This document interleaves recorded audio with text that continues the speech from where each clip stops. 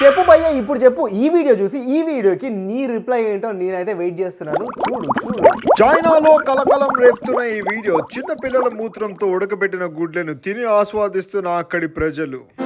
ఇప్పుడేం చేస్తాడు మీ హీరో? Will he give up? ఒక్కసారి మళ్ళొకసారి వెనకకి వెళ్ళి ఆ వీడియో చూడండి భయ్య, ఎంత డ్రామాటికల్ గా ఉంది అసలు. ఇప్పుడు ఈ కాలంలో ఒక చిన్నపిల్లడు వెళ్ళి చుచ్చుపోస్తే ఎవరు భయ్య ఆ గుడ్లు తినేది? జరగట్లేదు అని చెప్పేసి అయితే నేను మొత్తానికి అనట్లేదు. ఒకప్పుడు అంటే ఒక 15-20 ఇయర్స్ బ్యాక్ అలాంటి జరిగింది. ఒక పండగ ఉండేది చింగ్మింగ్ ఫెస్టివల్ అని చెప్పేసి. ఆ ఫెస్టివల్ టైంలో చిన్నపిల్లలు చుచ్చుపోసిన తర్వాత ఆ గుడ్డును తింటారని చెప్పేసి నేనైతే కథలు విన్నాను. 8 ఇయర్స్ అవుతుంది చైనాలో ఉండి, ఇప్పటివరకే నేనైతే ఎప్పుడు చూడలేదన్నమాట. అయితే వీళ్ళు గుడ్లు ఆ కలర్లో ఎందుకు ఉంటాయని చెప్పేసి అంటే టీ వేస్తారనమాట.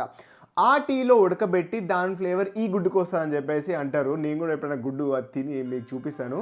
ఇలాంటి క్వశ్చన్స్ మీకేమైనా ఉంటే మాత్రం ఖచ్చితంగా కామెంట్ చేసేయండి. మర్చిపోకుండా సబ్స్క్రైబ్ చేసేయండి. బాయ్.